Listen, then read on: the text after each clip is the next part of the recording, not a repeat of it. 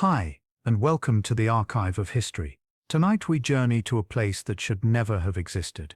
Imagine a city with almost no land of its own, built not on solid earth, but on a foundation of mud and salt water, standing in a desolate and windswept lagoon. By all logic, this city should have vanished within a generation, swallowed by the tides or abandoned by its desperate founders. And yet, for 1,000 years, this impossible place was one of the richest and most powerful states in the world. This is the story of Venice, La Serenissima, the most serene republic. Tonight you will walk its marble streets and sail with its fleets. You will witness the genius of its shipbuilders, the cunning of its merchants, and the slow, beautiful decline of an empire that once commanded the seas. Before we drift off, I am always curious to know where my listeners are tuning in from and what time it is that they are listening tonight. Let me know in the comments. And now, settle in. Let the noise of the modern world fade away. Close your eyes and let us travel back to a time of silent gondolas, golden mosaics, and the scent of eastern spices drifting through narrow canals. It is just before dawn in the year 452 AD. You are standing on the shore of the Po River Valley in what will one day be called northern Italy. The air is cold and heavy with the smell of smoke. In the distance you can see flames rising from the town where you lived just yesterday. The Western Roman Empire, the great civilization that has dominated this land for centuries, is crumbling.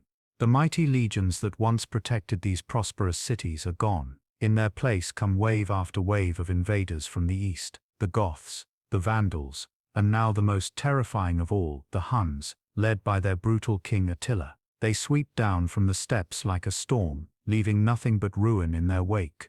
You are one of the Veneti, the Roman citizens of this region. Your family has lived here for generations. Your ancestors built villas with mosaic floors, traded wine and grain, and worshipped in marble temples. All of that is gone now. The old world is ending, consumed by fire and chaos. You flee with thousands of others, carrying only what you can hold in your arms. There is no time to look back. The sound of hoofbeats echoes behind you, growing closer. You run toward the only place the barbarian cavalry cannot follow, the vast and desolate lagoon on the coast of the Adriatic Sea. It is not a paradise. It is a hostile maze of mudflats, saltwater marshes, and small, shifting islands. The water is shallow and treacherous. One wrong step and you sink to your knees in soft, sucking mud. There are no trees for shelter, no fields for planting, no fresh water to drink. But it offers one singular virtue that no fortress can provide: safety. The shallow, confusing waterways are a natural barrier. The mounted warriors cannot pursue you here. Their horses would drown or become hopelessly lost in the labyrinth of channels. You wade out into the cold water, feeling the mud between your toes, and you make your way to one of the small, miserable islands. This is where you will make your stand, not with swords or walls, but with desperation and ingenuity. The first months are a struggle for survival. You live in crude huts made of reeds and driftwood. You eat fish and shellfish pulled from the murky water. You boil seawater in clay pots to extract the salt, which you can trade for grain from the mainland. Slowly more refugees arrive. Fishermen, farmers, merchants, all fleeing the same nightmare. Together you form a new kind of community, one not built on the soil of the earth, but on the salt of the sea. But survival is not enough. You cannot live forever in reed huts on unstable islands. If you are to endure, you must build something permanent. You must build a city. And here, in this place where there is no solid ground, that seems impossible. The mud beneath your feet is soft and deep. You cannot simply dig foundations and lay stone. Any structure built directly on the surface will sink within years, swallowed by the shifting earth below. The solution comes from ingenuity, born of necessity. You and your neighbors begin to drive long wooden piles deep into the mud. These are sharpened tree trunks, stripped of their bark, driven down by hand with massive wooden mallets. It is back-breaking work. Each pile must be hammered down until it passes through the soft layers of silt and reaches the hard clay below. This can take days. You work in teams, standing in the cold water, your hands blistered and bleeding, but slowly, the forest grows. Not a forest of trees rising toward the sky, but an inverted forest, a dense thicket of wooden pillars buried beneath the water. On top of these pilings, you lay thick platforms of timber, Only then, on this stable foundation, can you begin to construct the stone bases of your houses, your churches, your city. You are quite literally building a city on top of an upside-down forest. Every structure in Venice, from the humblest fisherman's cottage to the grandest palazzo, rests on thousands of wooden stakes driven deep into the mud centuries ago. They are still there today, preserved by the cold, oxygen-poor water of the lagoon, holding up a city that time should have erased. As the years pass, the scattered settlements of the lagoon begin to grow. What started as a desperate refuge becomes something more. The people who were once farmers and merchants learn to live entirely on the water. Your roads are canals, your wagons are boats. Every aspect of daily life is shaped by the sea. Children learn to row before they learn to walk. Bread is delivered by barge. Even funerals are conducted on the water, with coffins carried in black boats draped with mourning cloth. This unique and challenging environment forges a new kind of people. The constant struggle with the water teaches you pragmatism, resourcefulness, and a deep respect for the power of nature. You learn to read the tides, to predict storms by the color of the sky, to navigate the shifting channels by memory and instinct. The city that was born from fear is not destined to remain a humble refuge. It is poised to use its unique position to become a power in its own right. As the small settlements of the lagoon grow into a single thriving city, you face a new challenge. You are officially part of the distant Byzantine Empire, the continuation of the Roman civilization that once ruled the world. The Byzantine capital, Constantinople, is hundreds of miles to the east, a magnificent city of gold and marble ruled by an emperor who claims to be the heir of Caesar. But in reality you are independent. The emperor's control over this remote lagoon is more symbolic than real. You govern yourselves, make your own decisions, and defend your own shores.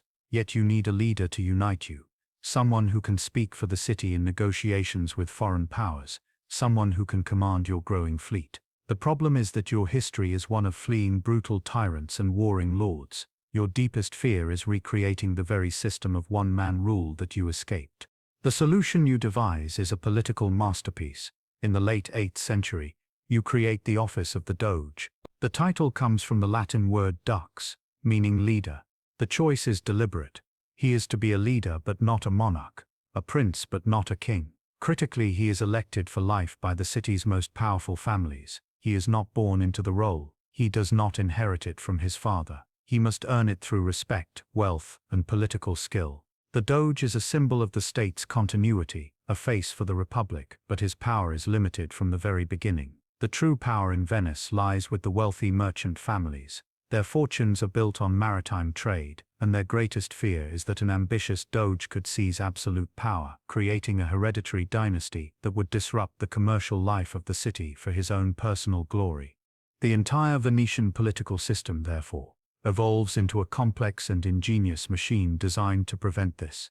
The government is a republic, but it is not a democracy. It is a rigid merchant oligarchy. The foundation of this system is the Great Council, an assembly made up of the members of all the noble families of Venice. The Great Council is the ultimate source of authority. It elects the members of all the other smaller councils that run the city. The Doge himself becomes a kind of constitutional monarch, bound by an elaborate oath of office.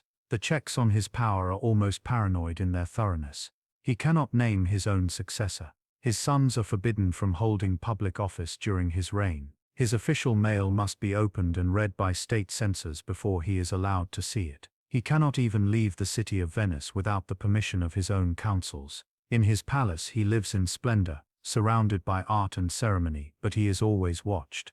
To further protect the state from internal threats, you create one of history's most famous and feared institutions, the Council of Ten. This is a small, secretive committee that acts as a state security service. It is tasked with rooting out treason and conspiracies. Its agents are everywhere. Citizens are encouraged to anonymously denounce their neighbors by slipping messages into stone letterboxes placed around the city. These are called the Bocchi di Leone, the lion's mouths. If you see someone plotting against the state, you write their name on a piece of paper and drop it into the slot. The Council of Ten will investigate. If they find you guilty, you will be arrested in the night. You will be taken to a cell in the prison attached to the Doge's palace. You will be tried in secret. And if you are condemned, you will be executed quietly, without fanfare, your body disposed of in the lagoon. The system is brutal, but it works. The Venetian Republic is a paradox. It is a government built on a foundation of profound institutionalized mistrust. Yet this complex web of checks and balances is incredibly successful. While the rest of Europe is constantly torn apart by the ambitions of feudal kings and civil wars, Venice enjoys a stability that is the envy of the world. This stability allows you to focus your entire energy on a single passion, the accumulation of wealth and the building of a great maritime empire. For the first few centuries of your existence, Venice is not fully independent. You live in the long shadow of the greatest power in the Christian world, the Byzantine Empire. This is the Eastern Roman Empire, the continuation of Rome's legacy, ruling from its magnificent and fabulously wealthy capital, Constantinople. Venice is officially a Byzantine duchy, a distant and semi-autonomous province. This connection shapes your early character. You are a city of two worlds. Geographically, you are in the West, but your culture, your art, and your politics all look to the East. The breathtaking golden mosaics that begin to adorn St. Mark's Basilica are created by Byzantine masters or in the Byzantine style. The silks you wear, the spices you cook with, the diplomatic protocols you follow, all come from Constantinople. This deep connection to the Byzantine capital gives you unique access to the most sophisticated markets and trade routes in the world. You are shrewd and pragmatic subjects. You use your relationship with the empire to your own advantage. Your growing navy, the best in the region, often serves as a mercenary fleet for the Byzantine emperor. The emperor frequently needs help to fight off Norman and Arab threats in the Mediterranean. You provide this vital naval support, but it always comes at a price. The most important payment comes in the year 1082. The Byzantine emperor, Alexios the Komnenos, is desperate for Venetian help against a Norman invasion. In return for the service of your fleet, he issues an imperial decree known as a Golden Bull. This decree grants Venetian merchants staggering trading privileges throughout the Byzantine Empire. You are allowed to trade completely tax-free in most of the empire's major ports, including Constantinople itself. You are even given your own district and docks in the capital. This is a massive economic coup for Venice. It gives you a huge competitive advantage over your rivals like Genoa and Pisa, but it also slowly begins to drain the Byzantine economy. The empire is now deprived of huge amounts of tax revenue. The relationship begins to change. You, the Venetian servants, are now becoming richer and more powerful than your Byzantine masters. Over the next century, this imbalance leads to growing tension and resentment. The people of Constantinople grow to hate the arrogant and wealthy Venetian merchants who now dominate their city's commerce. This hostility sometimes erupts into violent riots and massacres. The old alliance has curdled into a relationship of deep mutual suspicion and bitter economic rivalry. By the end of the 12th century, the bond is completely broken. Venice is no longer a servant, but a powerful and independent competitor. You see the weakening Byzantine Empire as both a commercial threat and an immense opportunity for plunder. You know the secrets of Constantinople's wealth, and you know the weaknesses of its defenses. This long and complicated history of service, economic domination, and bitter resentment is the crucial backstory for the shocking events that are to come. But first, as Venice grows in power and distances itself from its old Byzantine master, your leaders know the city needs a new spiritual heart. A great power requires a great patron saint, one whose prestige can rival the apostles of Rome and Constantinople. Your current patron is a minor Byzantine figure, a constant reminder of your former subservience. To be truly independent, Venice needs a relic of the highest order, and so you set your sights on the body of Saint Mark the Evangelist himself, one of the four authors of the Gospels. There is just one problem. The sacred remains of Saint Mark are housed in a shrine in Alexandria, Egypt, a city then under the control of the Muslim Caliphate. In the year 828 AD, two Venetian merchants, Buono da Malamocco and Rustico da Torcello, embark on an audacious and sacrilegious mission. Their goal is holy theft, an act of pious larceny to bring the evangelist home to your city. The two merchants sail to Alexandria. Through a combination of bribery and persuasion, they convince the keepers of the shrine to let them take the saint's body. They claim they are saving the holy relic from potential desecration by the local rulers, giving their heist a veneer of religious duty. Their greatest challenge, however, is smuggling the body past the caliph's customs officials at the port. It is here that the merchants display the cunning and pragmatism that will come to define your republic. They place the saint's body in a large basket and cover it with layers of pork and cabbage leaves. As the story is told, when the Muslim officials who consider pork to be unclean come to inspect the cargo, they recoil in disgust. They wave the ship through without a proper search. The daring plan works perfectly. The arrival of Saint Mark's body in Venice is a moment of profound transformation. The entire city erupts in celebration. You are no longer a cultural province of Byzantium. You are now a major pilgrimage destination. Your sacred authority can rival that of Rome itself. The magnificent St. Mark's Basilica is commissioned to be the new permanent home for the evangelist's remains. It becomes the spiritual and political heart of the Venetian state. The building itself is a wonder, designed in the Byzantine style, with 5 great domes and a facade that will one day be covered in gold and colored marble. Inside, the walls and ceilings are covered in glittering mosaics depicting biblical scenes. The light from hundreds of candles reflects off the gold leaf, creating an otherworldly glow. This is not just a church. It is a statement of power. With your new patron saint comes a new powerful symbol. The traditional icon for Saint Mark the Evangelist is a winged lion. You immediately adopt this as your own. The Lion of Saint Mark, often depicted holding a book inscribed with the words Pax Tibi, Marse, Evangelista Meus, Peace to you Mark, my evangelist, becomes the official symbol of the Republic. It is stamped on your coins, flown on the banners of your warships and carved into the gates of every city you conquer.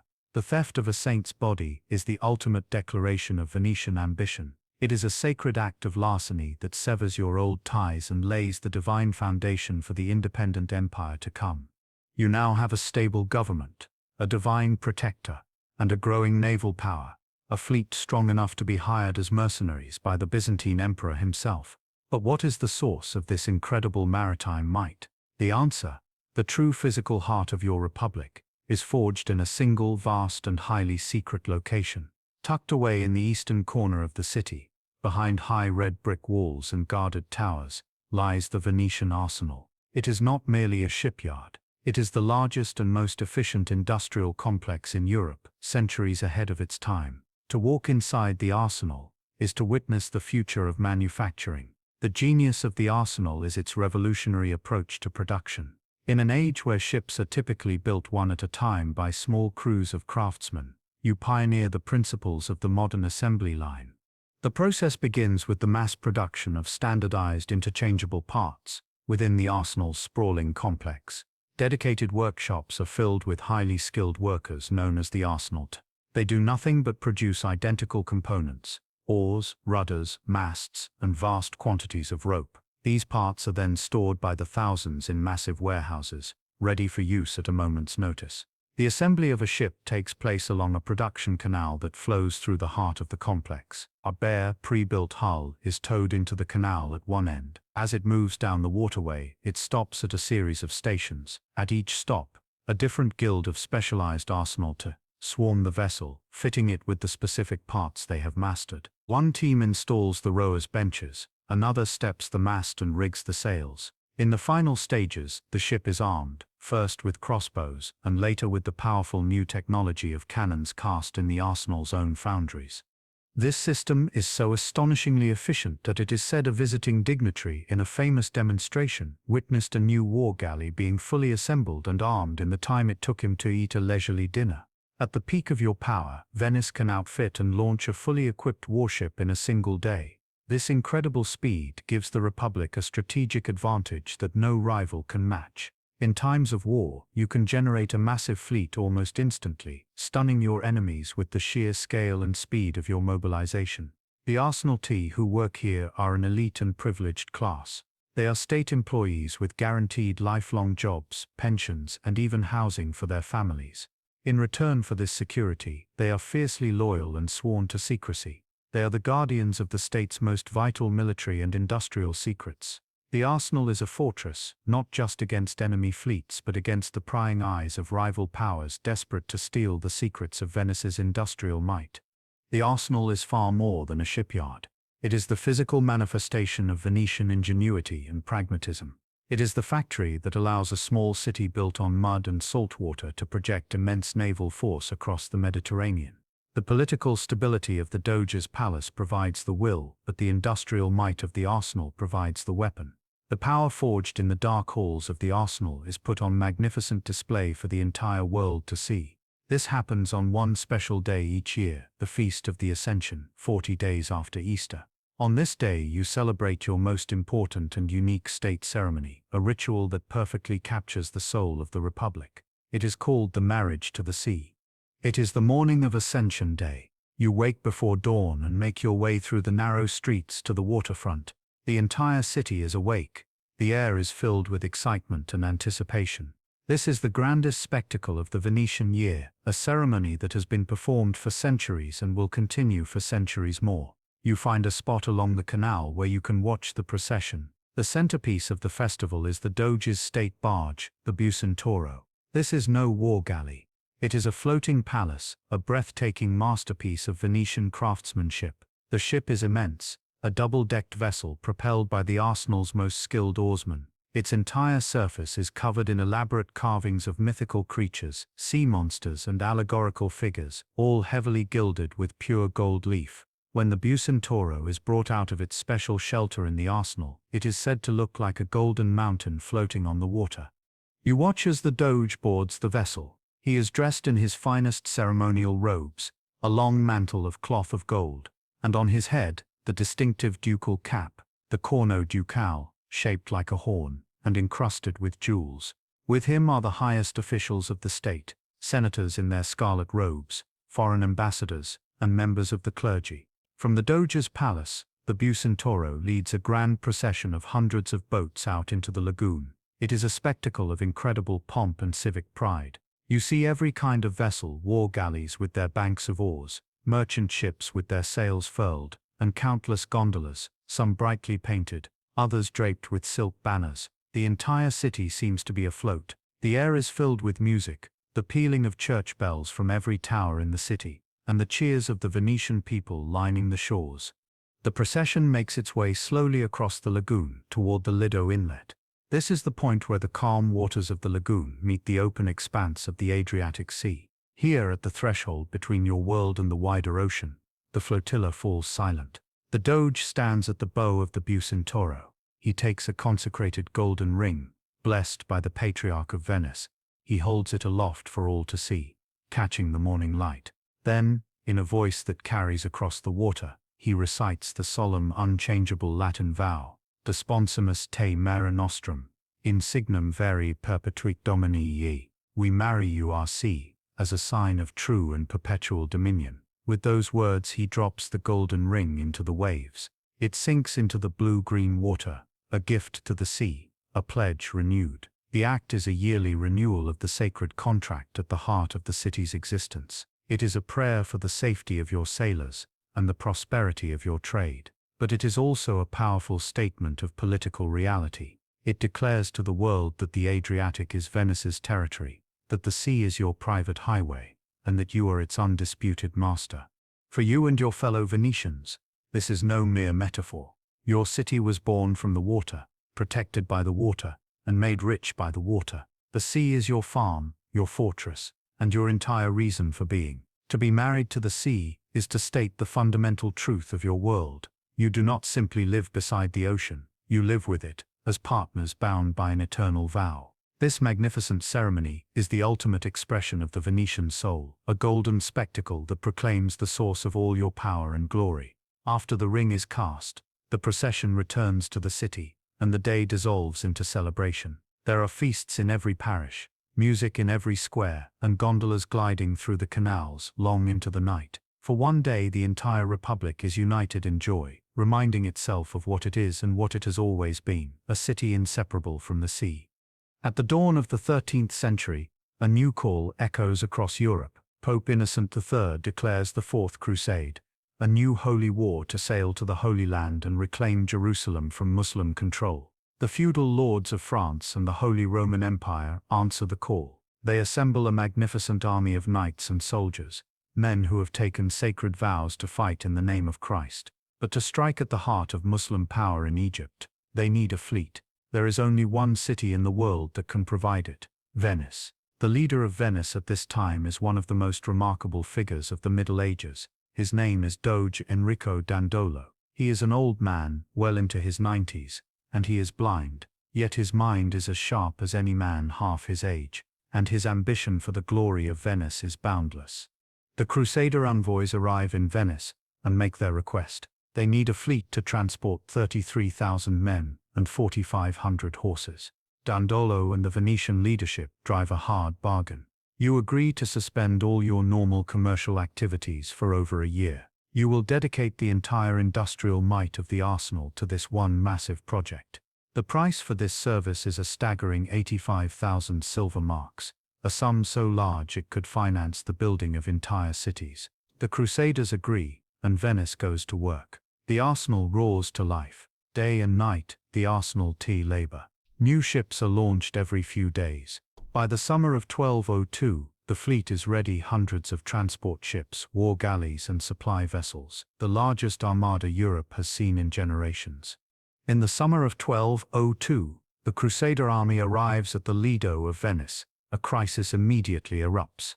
The army is far smaller than promised. Thousands of knights have taken different routes or dropped out entirely. As a result, they can only pay a fraction of the enormous agreed-upon price. The situation is a disaster for both sides. A massive armed foreign army is now camped on an island in the lagoon, unable to fulfill its holy vow, and Venice is on the brink of bankruptcy, its expensive new fleet sitting idle in the harbor, its economy paralyzed. It is in this moment of crisis that the blind Doge Dandolo reveals his cunning genius. He makes a proposal to the desperate Crusaders. They can, he suggests, pay off the rest of their debt, not in silver but in service. Their first target, he announces, will not be Egypt.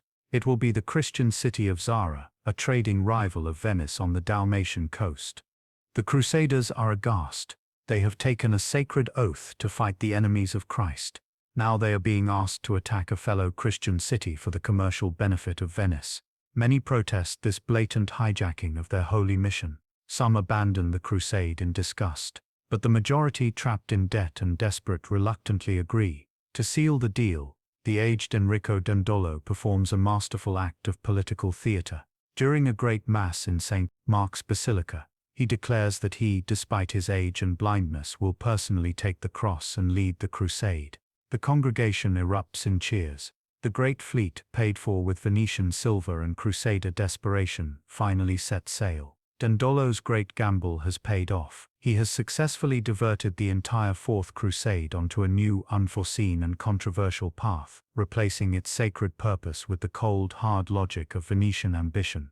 In the autumn of 1202, the great Crusader and Venetian fleet appears before the harbor of Zara. When the people of the city see the massive armada, they are terrified. They are devout Catholics. They hang crucifixes and banners of the Pope from their city walls. They plead with the Crusaders not to attack their fellow Christians. The Pope himself has explicitly forbidden the act. He has threatened the entire army with excommunication. But the leaders of the crusade are trapped by their debt, and the blind Doge Dandolo is relentless. For Venice, this is business. The siege begins. After a brief and brutal assault, the city of Zara falls. The knights and soldiers, having now paid a portion of their debt in service, enter and sack the city. It is a grim prelude to what is to come. The army winters in the conquered city. It is during this cold and tense winter that the destiny of the crusade is changed forever. A new player arrives, a young, exiled Byzantine prince named Alexios Angelos. He makes the Crusader leaders a breathtaking offer. He asks them to sail to Constantinople and help him take the throne. In return, he promises to pay their entire debt to Venice. He will also finance their onward journey to Egypt and submit the Orthodox Church to the authority of the Pope. For the French and German knights, this is a tempting justification. They can restore a rightful heir and unite the Church, all while solving their financial crisis. For you, the Venetians, it is the opportunity of a lifetime. Constantinople, the queen of cities, is the wealthiest metropolis in the world. It is also your greatest commercial rival. The chance to place a friendly, indebted emperor on its throne is a prize for which Enrico Dandolo is willing to risk everything. In the summer of 1203, the Crusader fleet arrives before the immense legendary walls of Constantinople. You stand on the deck of a Venetian galley, looking up at the fortifications that have protected this city for 1,000 years. The citizens of the world's greatest Christian capital are stunned to see a fellow Christian army at their gates. The initial assault is successful. The usurper on the throne flees. The young Prince Alexios is installed as co-emperor. But the triumph is short-lived. The new emperor quickly discovers that the city's treasury is empty. He is unable to pay the vast sums he promised. Tensions explode. The Crusader army camped outside the walls feels betrayed. You watch as a popular uprising overthrows your puppet emperor, who is brutally murdered. With no hope of payment, the Crusaders make a fateful decision. They will take their payment by force. In April of 1204, they unleash a full-scale assault. The Venetian fleet plays a crucial role. Your ships act as floating siege towers, lashed together and pushed up against the sea walls. Soldiers climb ladders and bridges to storm the battlements. After a desperate battle, the defenses are breached. The Crusader army pours into the wealthiest city in Christendom.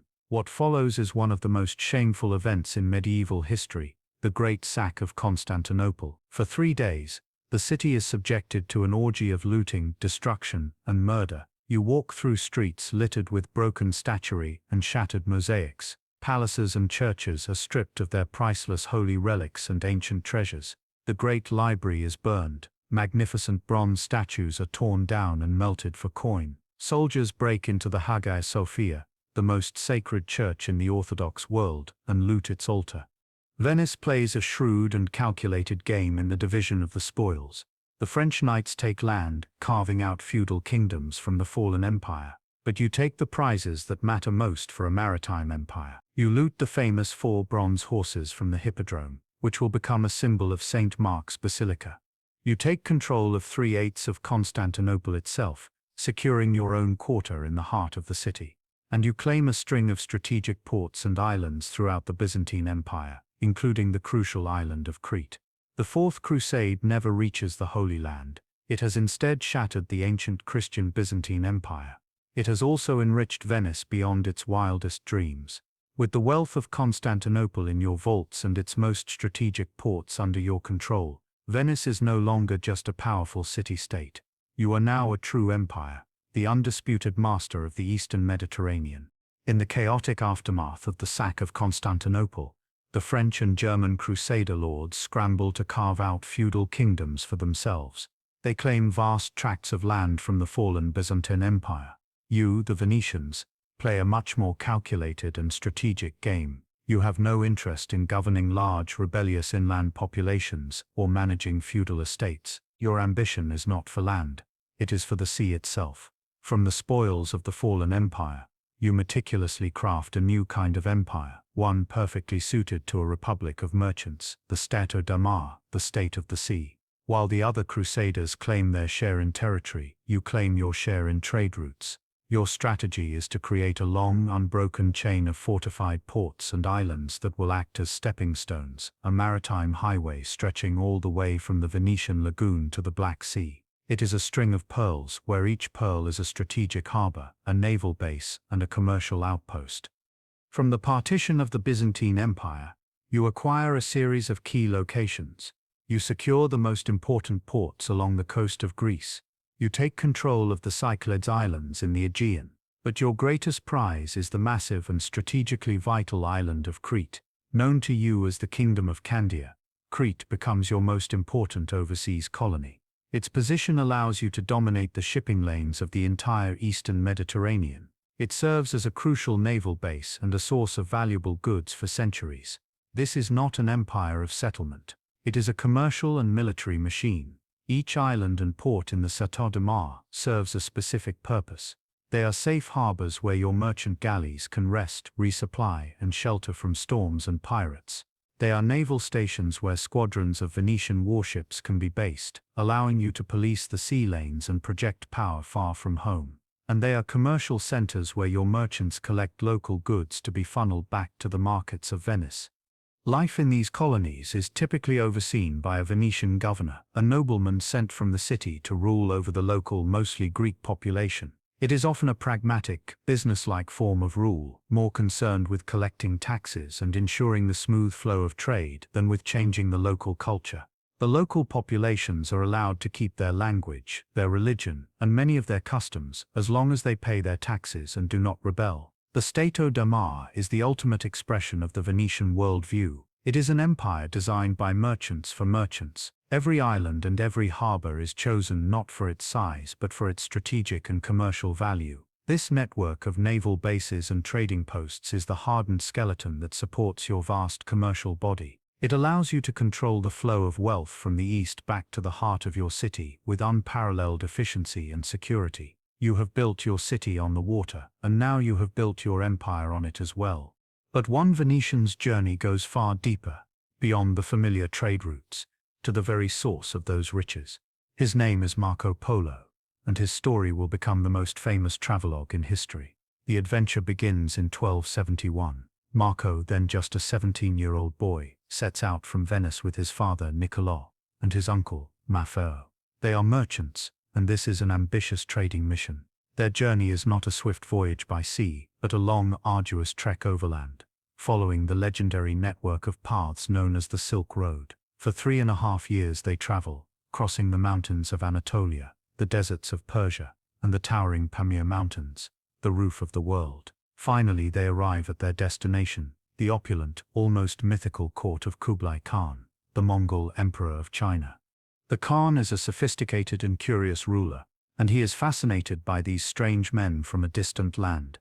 He takes a particular liking to the young Marco Polo. He finds him to be intelligent and a keen observer. For the next 17 years, Marco Polo does not just trade. He becomes an honored emissary and official in the Khan's vast and powerful empire. He travels all over China on the Khan's business, seeing wonders that no European has ever witnessed before. He sees cities of immense size, far grander than anything in Europe. He sees the burning of black stone, coal for heat. He sees the use of paper money, a concept completely alien to the West. He witnesses the workings of the efficient Mongol postal system and hears tales of the distant islands of Japan. After 24 years away from home, the Polos finally receive the Khan's permission to return. Their journey back is just as perilous, this time by sea through the South China Sea and across the Indian Ocean. When they finally arrive back in Venice in 1295, they are almost unrecognizable, dressed in tattered Mongol clothing. Legend says that at first their own family does not believe it is them. To prove their story, they cut open the seams of their rough clothes, and a river of priceless jewels, rubies, sapphires, and diamonds hidden from pirates and bandits pours out onto the table. Marco Polo's incredible adventure has one final, ironic twist. A few years after his return, Venice is at war with its great rival, Genoa.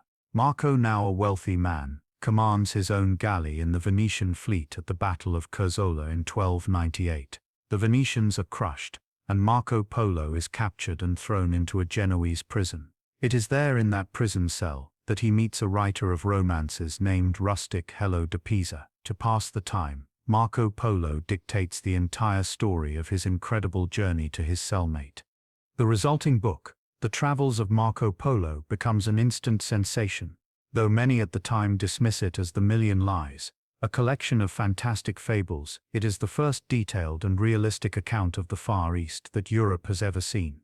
It describes the wealth of China, the power of the Mongol Empire, and the exotic customs of distant lands. It will inspire future generations of explorers, including Christopher Columbus himself, who will carry a copy of Marco Polo's book on his voyage across the Atlantic. And it will forever cement the legacy of a Venetian merchant who journeyed to the end of the world and back. Venice has built an empire, and its merchants, like Marco Polo, have journeyed to the ends of the earth. But the great rivalry with Genoa, your powerful twin on the other side of Italy, is not yet settled. One final brutal war is needed to decide the true master of the Mediterranean. This is the War of Chioggia, the last and most desperate struggle between the two lions of the sea. The war begins in 1378. In a brilliant and daring move, the Genoese fleet achieves what no enemy has ever done before. They sail into the Venetian lagoon itself. They smash through your outer defenses and capture the strategic port of Chioggia at the southern end of the lagoon. For the first time in your history, Venice is directly threatened. Your own waterways are occupied by a hostile fleet. This is the Republic's darkest hour. The enemy is at the very gates of the city. The Genoese fleet establishes a blockade, cutting Venice off from the sea, your only source of food and wealth. The city begins to starve. Supplies dwindle. Panic spreads through the streets.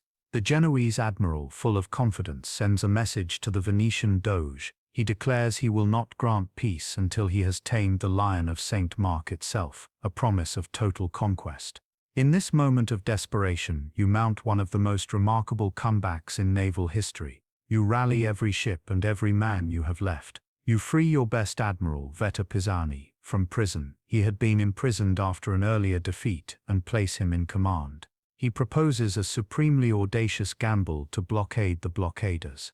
Under the cover of night, the Venetian fleet sails south. You reach the narrow sea channels that lead out of the Chioggia lagoon, the only escape route for the Genoese fleet. There you sink old heavy ships filled with stone, completely sealing the exits. The entire Genoese fleet, the victors of a moment ago, is now trapped inside the very harbor they had just conquered. The situation is completely reversed.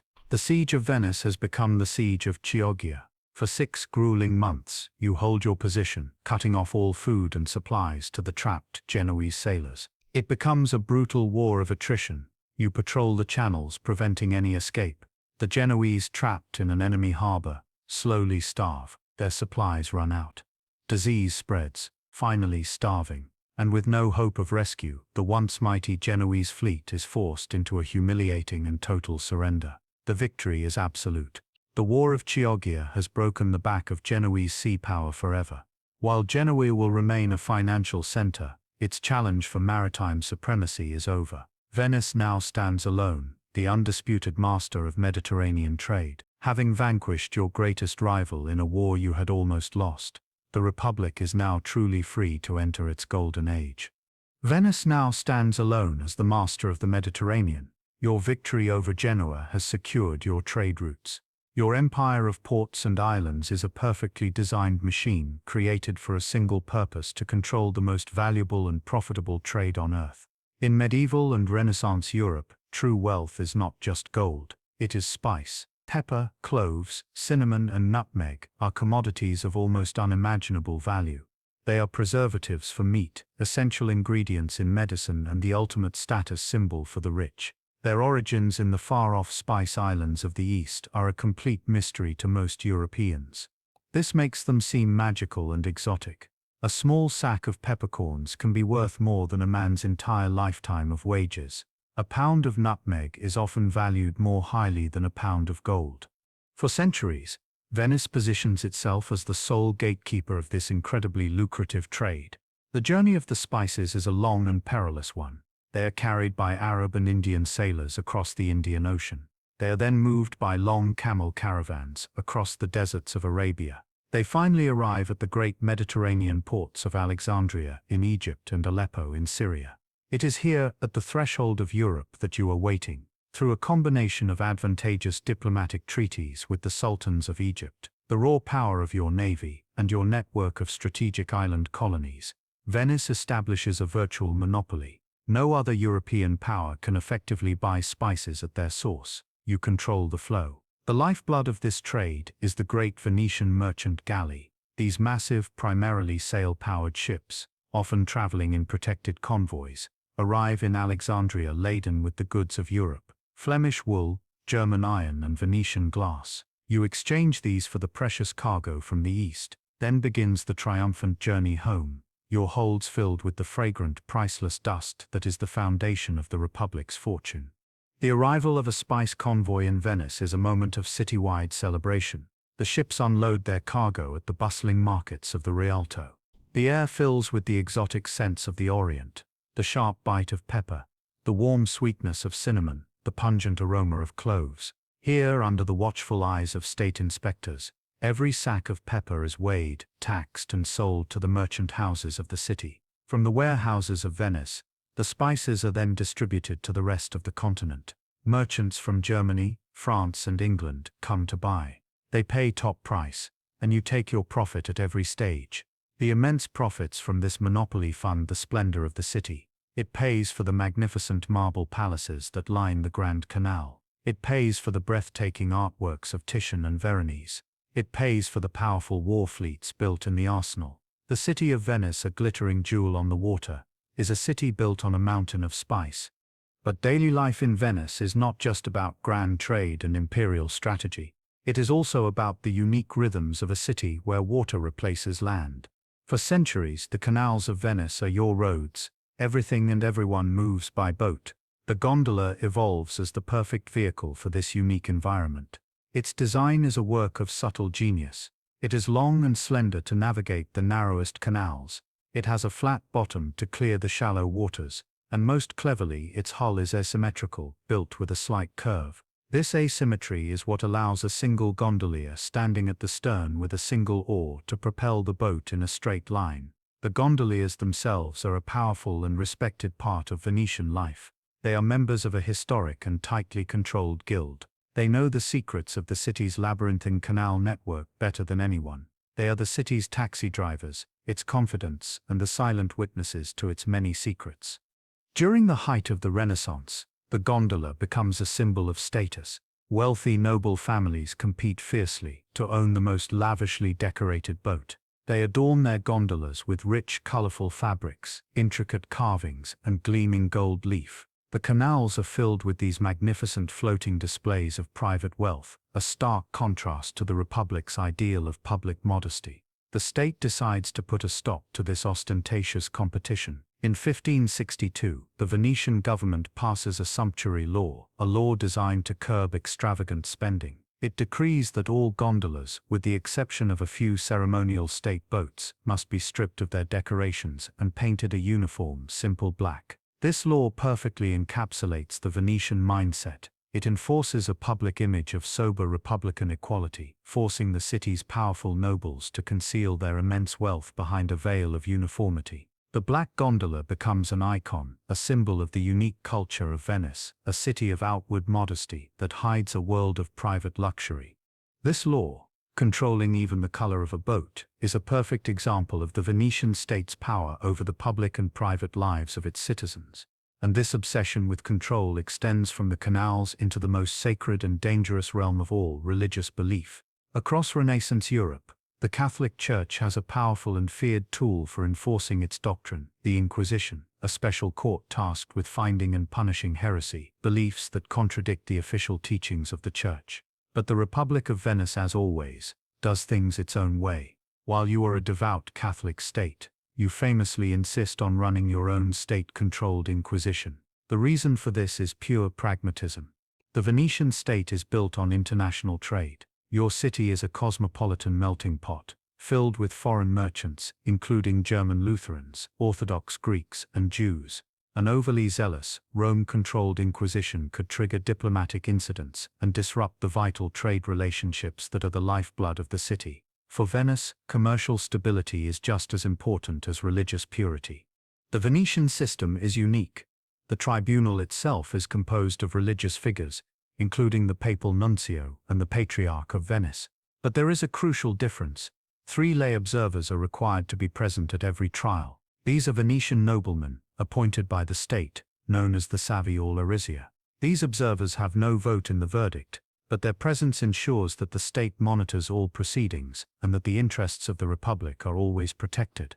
They can suspend a trial if they feel it is politically motivated or damaging to Venice. As a result, the Venetian Inquisition is generally considered less brutal and more pragmatic than its counterparts in Spain or Rome. Its focus is on public repentance and conformity, not on mass executions. While it does prosecute people for heresy, its methods are always tempered by the state's need for stability, especially concerning the city's large German merchant community. You fear the spread of Protestantism could become a source of political unrest. This independent streak leads to constant tension with the papacy in Rome. The Pope sees Venice's state-controlled Inquisition as a challenge to his authority. This is part of a larger pattern for the Republic. Venice consistently prioritizes its own state interests over the demands of the Church, a stance that is unique among the Italian states. The Venetian Inquisition is a perfect example of the Republic's unique character. You are a city that manages to be both deeply pious and fiercely independent. You find a way to balance the demands of faith with the practical necessities of running a global commercial empire. Even in the sacred and terrifying matter of heresy, the final loyalty of Venice is to the state and to the stability of the Republic. But that hard-won stability, so carefully guarded from within, is about to face its greatest ever threat from the outside. Venice's golden age of commercial supremacy is not destined to last forever. Throughout the 15th and 16th centuries, a formidable new power rises in the east, the Ottoman Empire. The fall of Constantinople to Sultan Mehmed II in 1453 is a seismic shock to your world. It places a mighty and aggressive empire in direct control of your vital trade routes to the Black Sea. What follows is a century of relentless, draining warfare. One by one, your valuable ports and islands in the Aegean, your Stato de Mar, come under attack. You find yourself in a constant, incredibly expensive struggle to defend your maritime empire from the might of the Ottomans. This long conflict reaches a breaking point in 1570. The Ottomans launch a massive invasion of the rich and strategically vital Venetian-held island of Cyprus. You know you cannot face the full might of the Ottoman navy alone. You send desperate pleas across Europe for a new crusade. In response, a holy league of Christian powers is formed. The fleets of Spain, the Papal States, and other Italian states join with Venice to confront the Turkish threat. The result is the largest naval battle fought in the Western world since antiquity, the Battle of Lepanto. In the autumn of 1571, the two colossal fleets meet in the Gulf of Patras, off the coast of Greece. The sight is breathtaking. On one side, over 200 Ottoman galleys, their oars churning the sea. On the other, the combined Christian fleet of a similar size, a forest of masts and banners. This will be the last great battle in history to be fought primarily by oar-powered galleys. At the heart of the Venetian fleet are 6 revolutionary new warships called galleasses. These are massive hybrid ships, taller than a normal galley, packed with a formidable number of cannons, acting as floating fortresses. As the battle begins, the Venetian galleasses are towed in front of the main Christian line. They unleash a devastating barrage of cannon fire, smashing the Ottoman formation before the main fleets even clash. What follows is a brutal, chaotic, and incredibly bloody engagement. For hours, the two fleets grapple in a swirling battle. The sea is filled with the crash of ramming ships and the roar of cannons. Galleys lock together, and the fighting becomes a desperate hand-to-hand struggle on blood-slicked decks. The Christian fleet slowly gains the upper hand. Your superior firepower makes the difference. Venetian and Spanish soldiers board the Ottoman flagship. In a climactic struggle, they capture the vessel and kill the Ottoman admiral. The sight of their admiral's banner falling sends a wave of panic through the Turkish fleet. The battle turns into a rout. The victory at Lepanto is absolute and overwhelming. The Ottoman fleet is annihilated. Thousands of Christian galley slaves are freed from their oars. News of the victory is met with ecstatic celebration across Europe. For Venice, it is a moment of immense triumph and pride. It is your last great heroic victory on the world stage. However, the triumph is short-lived. The Holy League soon falls apart due to political infighting. Venice, left to face the Ottomans alone, is eventually forced to cede the island of Cyprus in a treaty. The great victory at Lepanto is a glorious military achievement, but it cannot reverse the long, slow tide of history that is now running against the Republic. The true threat to Venice's future is not an Ottoman fleet, but a new map of the world being drawn by the daring explorers of a rival nation. At the end of the 15th century, your wealth is built on your absolute monopoly on the spice trade. All of Europe has to buy its pepper and cinnamon from Venetian merchants at a high price. But for decades, the Kingdom of Portugal, under the guidance of figures like Prince Henry the Navigator, has been systematically investing in a different path. They sponsor voyages that push further and further down the unknown coast of Africa. They develop new, more resilient ships like the Caravel, designed to withstand the harsh Atlantic Ocean. Their goal is singular and obsessive: to find a direct sea route to the Indies and to break the Venetian monopoly forever. In 1488, the explorer Bartolomeu Dias finally rounds the Cape of Good Hope, proving that the Indian Ocean can be reached. The path is open. A decade later, in the summer of 1497, a determined Portuguese captain named Vasco da Gama sets out from Lisbon with 4 small ships to complete the mission. His journey is an epic of survival. He battles ferocious storms on the open Atlantic, loses many of his crew to scurvy, and fights his way past hostile traders in Africa who see him as a rival. Finally, after 10 grueling months at sea, his battered fleet drops anchor in the port of Calicut, India, in May of 1498. He has done it. For the first time, a European navigator has sailed from Europe to India. The news of Da Gama's successful return travels slowly, first as a rumor whispered in the marketplaces, then as a terrifying, confirmed fact in diplomatic letters. When the news is finally made public in Venice, it is met with horror. The Venetian diarist Girolamo Prioli writes that it is the worst news the Republic could ever have received. The far-sighted merchants of the city understand the devastating implications. Your entire economic model is now obsolete. The Portuguese can ship spices directly to Lisbon for a fraction of the cost, shattering the foundation of Venetian wealth. You do not surrender your position without a fight. You try diplomacy, attempting to forge an alliance with the Sultan of Egypt to fight the Portuguese in the Indian Ocean. You even consider one of the most audacious engineering schemes of the age to dig a canal at Suez to get your own fleet into the Red Sea. But it is too late. The world has fundamentally changed. Venice has not been defeated in a great battle. You have simply been bypassed. The world's center of economic gravity is shifting from the familiar waters of the Mediterranean to the vast open expanses of the Atlantic. The great age of discovery has, ironically, become the cause of Venice's long, slow, and irreversible decline. The foundation of your immense wealth is crumbling, but the city does not collapse into ruin. Instead, faced with a world that no longer needs it as a marketplace, the Republic begins a magnificent and final transformation. You decide that if you can no longer be the world's most powerful city, you will become its most beautiful, most captivating, and most entertaining one. As your political power slowly fades throughout the 17th and 18th centuries, your cultural power explodes. Venice becomes the essential destination on the Grand Tour, a rite of passage for wealthy young men from across Europe, especially from Britain. They journey to the continent to complete their education, and Venice is their playground. They come seeking not your commercial power, but your artistic treasures, your beautiful music, and your legendary reputation for sophisticated and decadent freedom. Far from the rigid social rules of their home countries, Venice offers liberation. The ultimate expression of this new identity is the famous Carnival of Venice. It is not a short festival, but a months-long season of public celebration and masquerade balls that takes over the entire city. The central feature is the mask.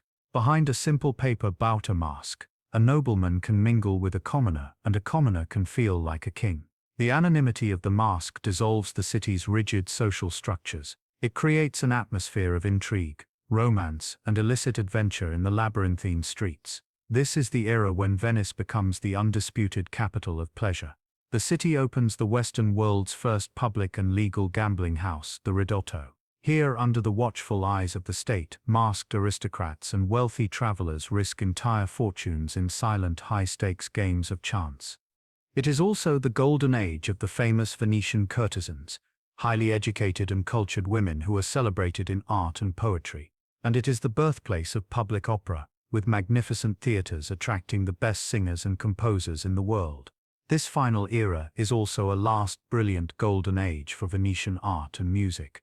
It is the city of the composer Antonio Vivaldi. His vibrant and energetic concertos, many written for the all-female orchestra at the city's orphanage, become the soundtrack to this gilded age.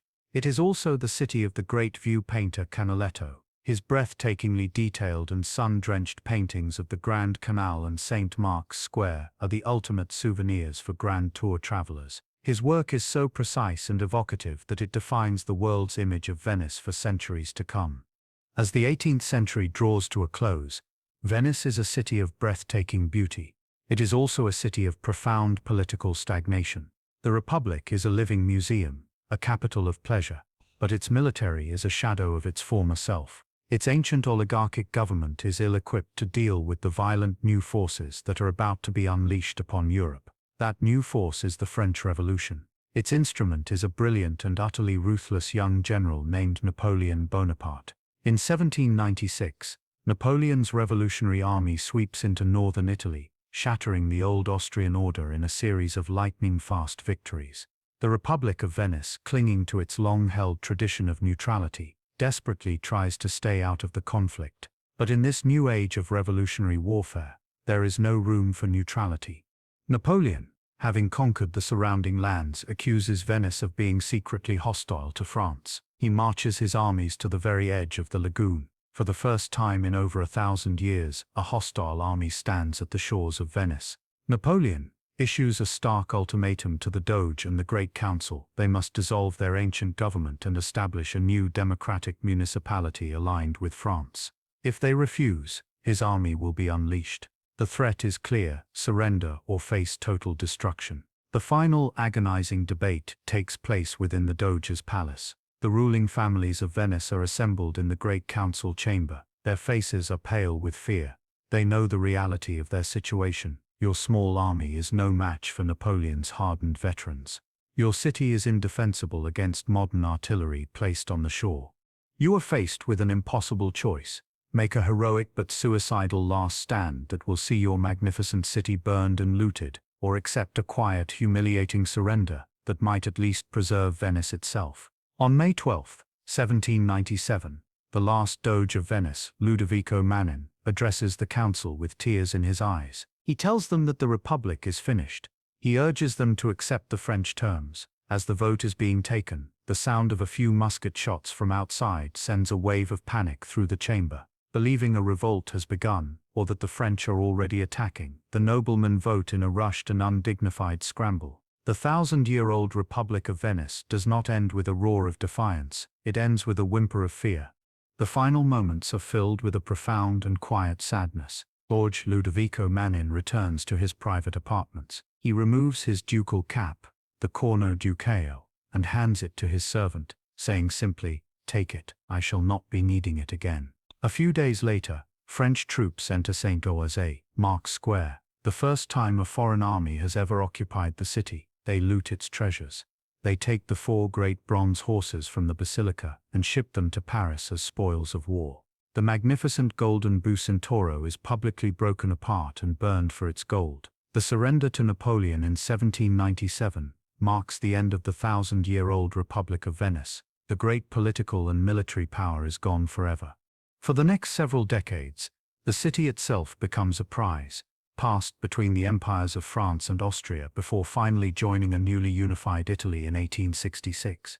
But while the Venetian state is dead, the city and the idea of Venice remain. Its true legacy is no longer in its fleets or its colonies, but in the profound and lasting mark it has left upon the world. That legacy can still be found in the very language of modern finance and commerce. As the pioneers of international trade and early capitalism, you gave the world many of the words still used today. The word bank comes from the Italian banca, the simple bench a merchant would use in the square to conduct his business. Accounting terms like debit and credit were perfected in the ledger books of Venetian merchants, and the word quarantine comes directly from your public health policy of isolating ships for 40 giorni, 40 days. A practice born from your constant struggle with the plagues that arrived on your trading ships.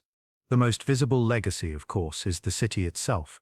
To walk through Venice today is to walk through a living museum. To stand in St. Mark's Square is to be in the grand reception room of the Republic, surrounded by the glittering Byzantine-influenced mosaics of St. Mark's Basilica, and the seat of 1,000 years of government in the Doge's palace. From the palace you can cross the famous Bridge of Sighs into the grim state prisons. You can still see the high red brick walls of the arsenal, and imagine the thousands of workers who once launched a fleet in a day. You can stand on the iconic Rialto Bridge, the commercial heart of the empire. It is a city whose every stone tells a story.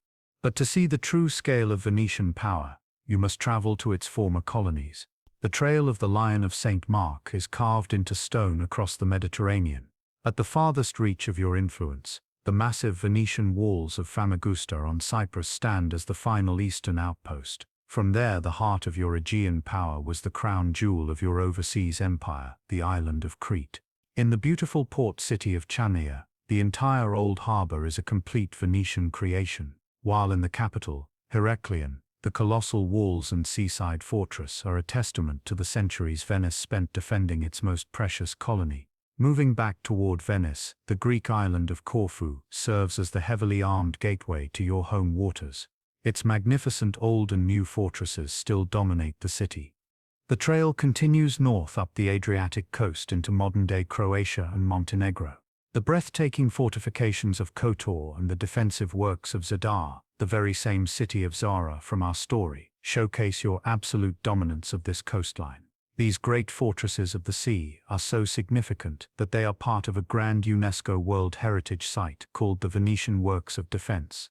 This same site also honors the fortifications of Venice's powerful land empire, the Stato di Terra. On the Italian mainland, the powerful walls of Bergamo still loom over the modern city, a 4-mile circuit of massive stone bastions and monumental gates encircling the entire historic hilltop town. At Peschiera del Garda, you transformed an island at the mouth of a river into a formidable pentagonal fortress, its powerful ramparts rising directly from the waters of the lake. And on the eastern frontier stands the incredible fortress city of Palmanova, a perfect 9-pointed star designed by the most brilliant military architects of the Renaissance. A stunning and complete example of a utopian city built as an ideal military machine, it is a final, powerful testament to Venice's need to fight and build on both land and sea. These are not just beautiful tourist sites. They are the enduring stone and marble echoes of a city that once commanded the sea, the powerful footprints of the Lion of St. Mark, still visible to any traveler who knows where to look. In the end, Venice's greatest legacy is its story. It is the story of a community born from fear in a place with no natural advantages, that used its ingenuity, its political stability, and its ruthless focus on the sea to become one of the most powerful and influential states in the world. The Lion of St. Mark no longer rules a great maritime empire, but the spirit of the impossible city built on water, the most serene republic, continues to endure as a timeless testament to human resilience and ambition. And so our voyage through the forgotten empire of Venice comes to an end. We have walked its marble streets and sailed with its fleets. We have witnessed the cunning of its merchants, the genius of its shipbuilders, and the slow, beautiful decline of a city that was once the envy of the world. The Republic is gone, but the story remains, carved in stone and gold, whispered in the canals, and echoed in the language we still use today. Thank you for joining me tonight on this journey into the past. I hope you found it as fascinating as I did to explore. Until our next voyage through history, I wish you a calm and peaceful night, rest well, and dream of distant ages.